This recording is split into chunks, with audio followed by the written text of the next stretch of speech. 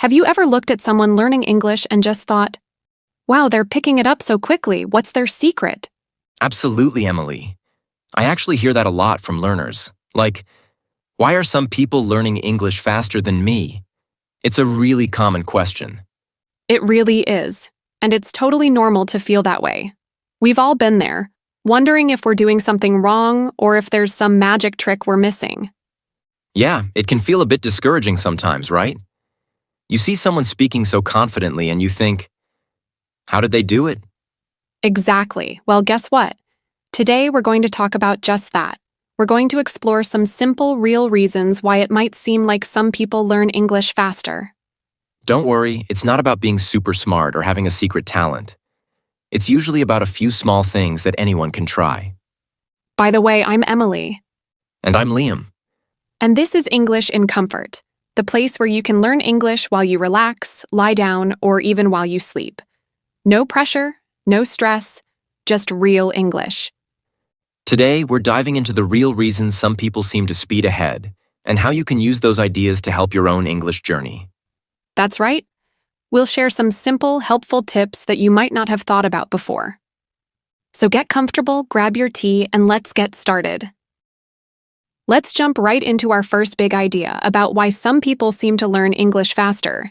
And it's actually a very simple question that can make a huge difference. Why are you learning English in the first place? That's a great question, Emily. I think sometimes we just start learning because, well, everyone else is, or because we feel like we should. But we don't always stop to think about our own reason. Exactly, and here's a little secret. Many people who learn English quickly have a very clear goal or a specific target in mind. They know exactly why they're doing it. So it's like having a map when you want to go somewhere new. If you know your destination, you can plan your route. But if you don't know where you're going, you just wander around and get lost. That's a perfect way to put it, Liam. When you have a strong why, it helps you focus your learning.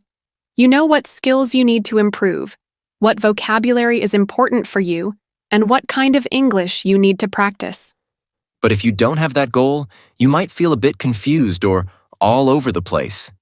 You might try a little bit of everything without really getting better at one specific thing. And that can really slow you down.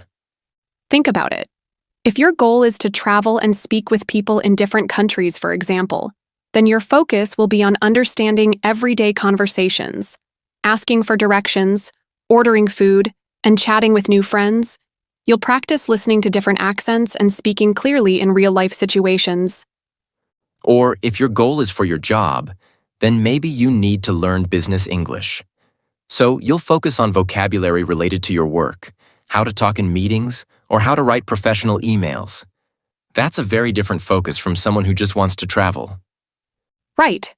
Or maybe you just want to understand your favorite movies or TV shows without subtitles.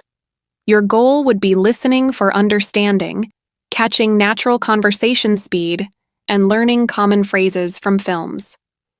And some people learn English because they want to communicate with certain people, like family members who live in another country, or new friends they've met online. Their focus would be on conversational English that helps them connect personally. So, no matter what your personal reason is, if you know your goal, you can really shrink your tasks and focus your energy. You won't waste time on things you don't need right now, and that will naturally help you learn faster. It makes your journey much clearer and more direct. It's about being smart with your time. Exactly. So, if you haven't already, take a moment after listening to this and ask yourself, why am I really doing this? What's my biggest reason for learning English? You can tell us in the comments too. I'm really curious about that. All right, Emily, let's talk about our second big reason why some learn English faster than others. Consistency over intensity, which is all about the difference between working really hard sometimes and working a little bit all the time. And what do you mean by that? You know, some learners think that to learn English faster, they need to do a lot. They might join many expensive courses, pay for countless hours of lessons, or buy tons of books and apps. They think, if I just buy all these things and study for many hours, I'll learn quickly. Yeah, I've seen that a lot. It's like going to a huge buffet and trying to eat everything at once. you end up feeling overwhelmed and maybe even a bit sick. That's a great example. And the truth is, while those resources can be helpful, it's not about how much you do in one go or how much money you spend. The real secret is consistency. Think about it like going to the gym. If you go once a month for 8 hours, you probably won't see much progress, right? You'd be very tired and then you'd forget everything. Right. But if you go to the gym for just 30 minutes every single day or even just 3 times a week, you will slowly but surely get stronger and fitter. It's the same with English. Someone who just practices and practices every day for, let's say, just 30 minutes will be way more effective and better than someone who studies for 3 or 4 hours just once a week. That daily effort, that little and often, helps your brain keep English in your mind. It makes it a part of your daily routine. You don't have to remember everything from a long, tiring session that happened days ago. It's about building a habit. When you do something consistently, even for a short time, your brain has time to slowly understand and remember. You avoid that feeling of being completely overwhelmed and stressed out. And when you feel stressed with intense hours of studying, it's easy to give up, isn't it? But 30 minutes feels manageable. You can listen to our podcast for 30 minutes, or practice some words, or read a short article. So, if you're wondering why others seem to learn faster, it might not be because they're studying for 8 hours every day. It's probably because they're doing something with English every single day, even if it's just for a short time. So instead of stressing yourself out with huge, long study sessions, try to find a small amount of time, maybe 20 minutes, maybe 30 minutes, and make it a habit every day. That steady, gentle effort is truly how you make real progress. It really adds up, trust us. What's the next reason, Emily? Well, the next one reason others seem to learn English faster is because they've found their learning superpower, or in simpler words, their best way to learn. So you're saying not everyone learns in the same way, like what works for me might not work for you. Exactly, this is so important. Think about it. Every person is unique, right? And because of that, we all have a different type of learning style that suits us best. There's no one-size-fits-all method that works perfectly for everyone. That makes a lot of sense. So, what are some of these different ways people learn? Well, some people are very visual learners. This means they learn best when they can see things. They might love using flashcards with pictures, watching videos with subtitles, or looking at colorful charts and diagrams. Seeing the words or ideas written down or in images really helps them remember. And then there are people like our listeners, who are probably more auditory learners, right? They learn best through listening. Precisely. For auditory learners, podcasts like ours, listening to English stories, audiobooks, or even just hearing native speakers talk in movies or shows is incredibly effective. Their ears are their best friends for learning. I know some people who learn by doing. Are those the practice learners?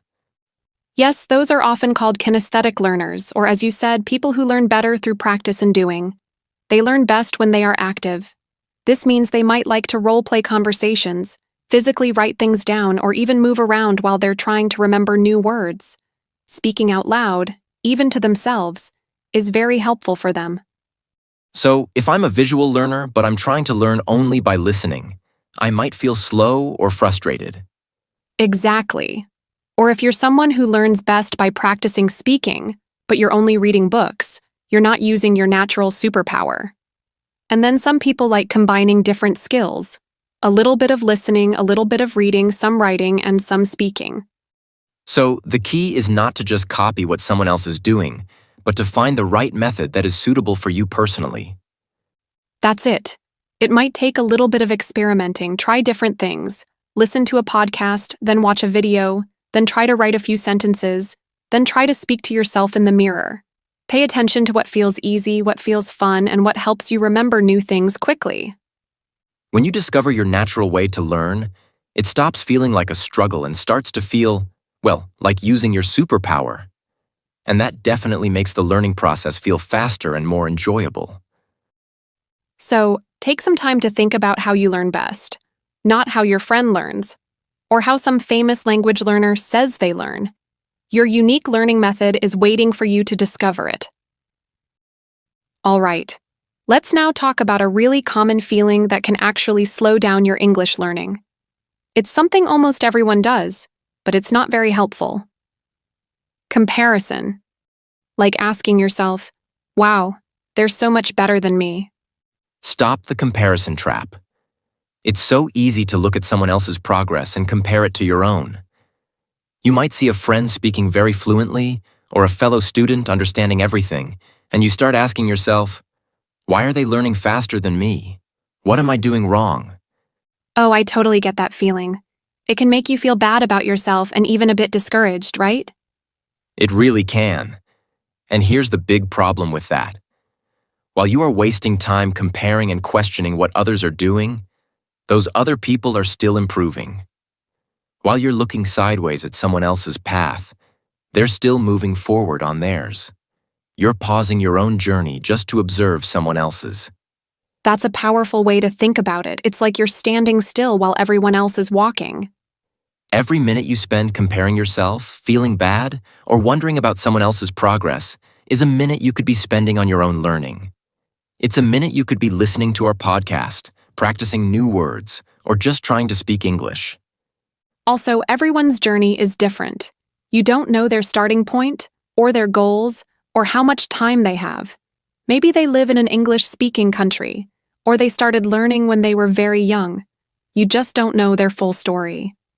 So instead of looking at others, we want you to focus on your own journey and your own learning.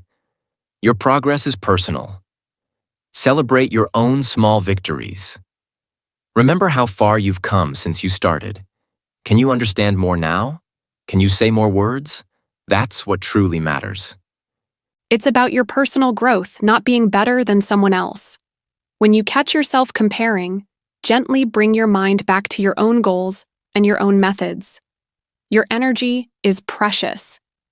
Use it to learn and grow, not to get stuck in the comparison trap. Because when you stop comparing, you free up so much mental space and time to actually improve your English. You know how sometimes we naturally do what we're good at because it feels easier? Oh, definitely. It's comfortable, isn't it? We like staying in our comfort zone. But that brings us to our next big idea about learning faster. The next point is, target your weak spots. Focus on what you lack. It's like finding the areas in your English where you're not as strong and giving them extra attention.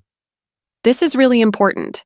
Many learners might feel very comfortable with certain English skills like reading or listening, but they might struggle with others, like speaking or writing.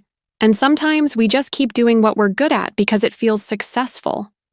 Right, so let's say you are great at reading in English. You can read books, articles, news, and you understand almost everything. That's fantastic. But maybe you find yourself really bad at speaking out loud or having conversations with others. What happens then is you might keep reading and reading because it feels good and easy. But you're not actually improving the part of your English that you want to use more. You're speaking. Exactly. So instead of just sticking with reading, even though you're good at it, the smart thing to do is to shift your focus to speaking practice, even if it feels difficult at first. It's like finding a small hole in a bucket. If you keep pouring water into the bucket, it will just come out the hole. You need to fix the hole first. So if speaking is your hole, you need to work on that. That way, you won't waste time practicing something you've already mastered. You'll be directly working on the skill that needs the most improvement. And that means you will improve faster overall. Yes, it might feel a bit uncomfortable at first. You might struggle while you're trying to improve where you lack. But that struggle is actually a sign that you're learning and growing. Don't be afraid of that feeling. Just focus on that weak area and keep going until you feel you've made good progress. Maybe dedicate 80% of your English time to that weakness for a while. Once you feel more confident in that area, then you can move on to something else you might lack, or balance your skills again. This targeted approach is a key reason why some people seem to leap forward. They're fixing their holes and becoming strong in all areas of English. So, take a moment to think. What part of your English feels the most difficult right now? That's your next target. All right, let's talk now about a tip that makes you learn faster. This one is all about getting your English out into the world, not just keeping it in your head. It's called the use it or lose it rule.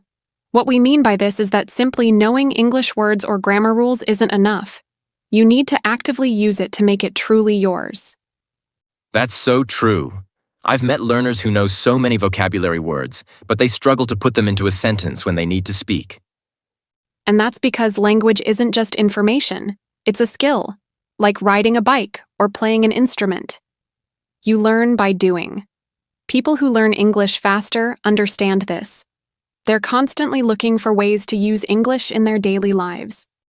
So they're not just studying it in a book, they're bringing it to life. They look for opportunities to speak and listen purposefully. This doesn't mean they're having perfect conversations all the time. It can be very simple. Can you give us some examples of how they might do this? Of course. It could be something as simple as repeating phrases from our podcast out loud after us, or trying to describe their day out loud in English to themselves while they're walking or doing chores. They might talk to their pet in English or narrate their actions in English. So, it's about finding any chance to actually produce the language, even if there's no one else around. Yes. And when it comes to listening, they're not just letting English be background noise. They're trying to actively understand what they hear. They might pause a show to look up a word or try to guess the meaning from the context.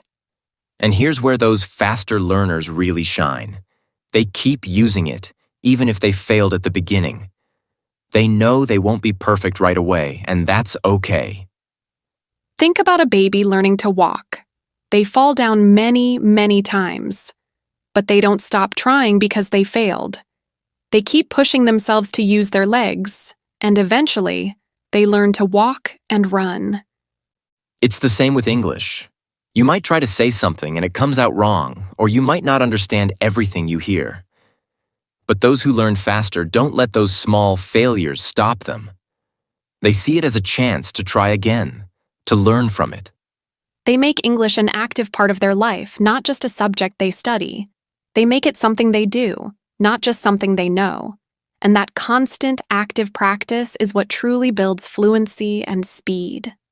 So challenge yourself today. How can you use English even for just a few minutes? Don't just know it, use it. This brings us to our next point, which is related to what we just talked about. Mistakes. That's right.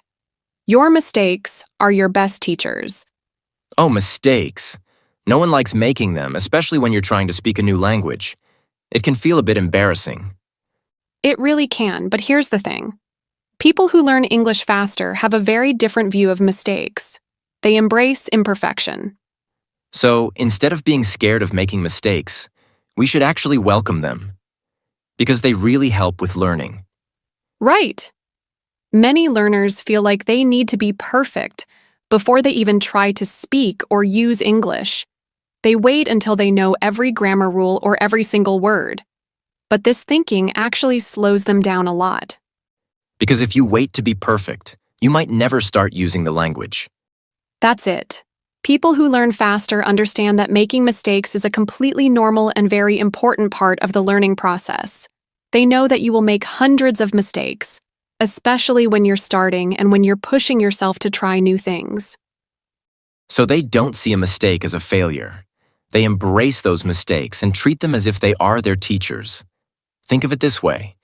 When you make a mistake, it's like a little bell ringing telling you, hey, there's something here you can learn, which is a really positive way to look at it. So here's what you do next time you notice a mistake. First, noticing the mistake is already a great start and a huge improvement. Many beginners don't even realize they've made a mistake. When you start to hear yourself say something wrong, or realize you used the wrong word, that's your brain getting smarter and more aware. Then, instead of feeling bad, you can use that moment to improve and fix one thing at a time.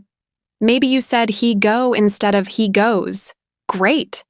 Now you've noticed it. Next time you try to remember he goes. You don't need to fix everything at once. Just pick one thing, work on it, and then move to the next. Just gently correct yourself, rather than getting angry at yourself. The faster learners keep using English, even if it's imperfect. They know that every time they try, even if they stumble, they are getting closer to their goal. They're collecting these lessons from their mistakes, and that's how they get better and faster. So don't be afraid to make mistakes. Go out there, use your English, and let those mistakes teach you. Okay, the next tip is really super important for staying motivated on your English journey. Because sometimes I think we put too much pressure on ourselves to learn really, really fast. You need to be patient and persistent, not fast. You've hit the nail on the head, Emily. Patience and persistence. It's a marathon, not a sprint. Who said you need to learn English super fast in the first place? Right. English learning was never about speed and who learns faster. It's not a race where the first person to finish wins some prize. The idea that you must learn English quickly can actually be very damaging. It can make you feel disappointed if you don't see huge progress every single day. And that disappointment can lead to giving up. But here's the secret of those who seem to learn faster. They understand that language learning takes time. They are patient and persistent. They know that improvement happens step by step, not in one giant leap.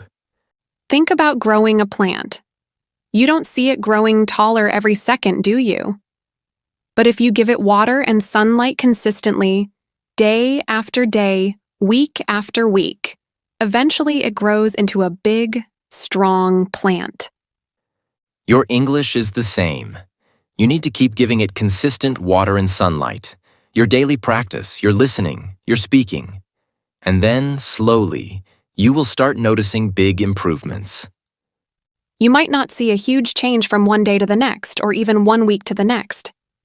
But if you look back at where you were a month ago, or 6 months ago, you'll probably be amazed at how far you've come. Because if you just focus on how fast you think you should be learning, or how long it might take you to become fluent, you can get stuck in that thinking. You'll worry, you'll doubt yourself, and you'll put too much pressure on the process.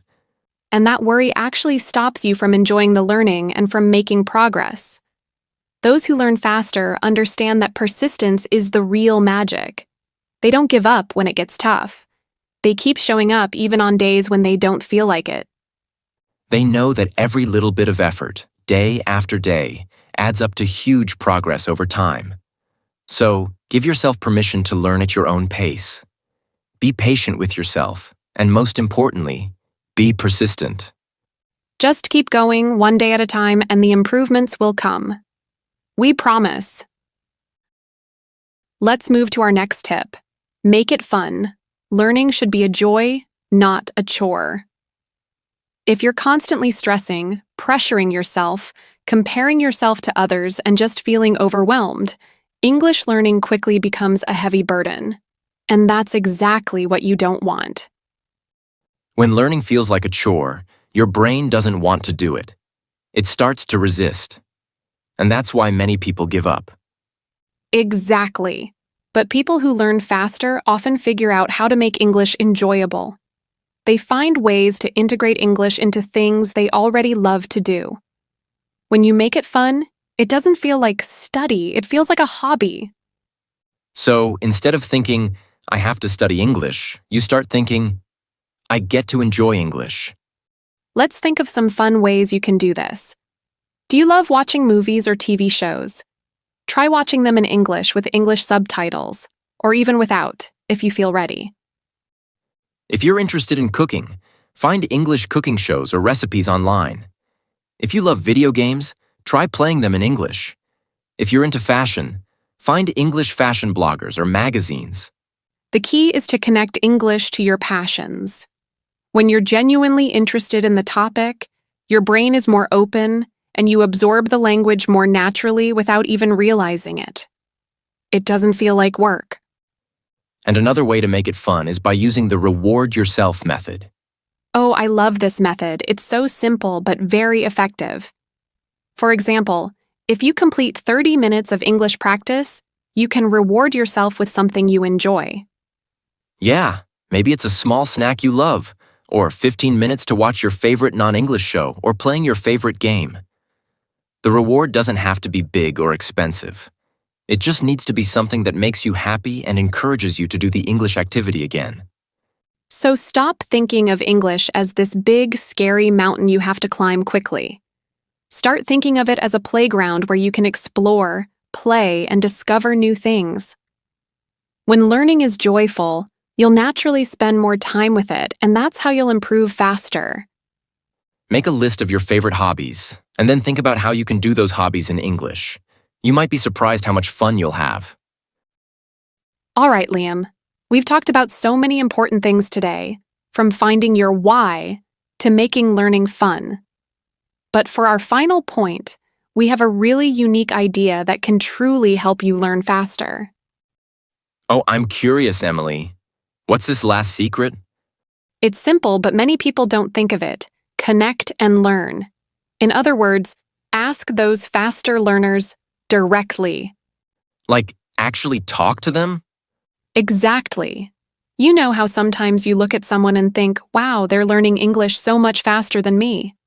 Instead of just wondering or comparing, our advice is, communicate with those people you think are learning faster than you and ask them directly.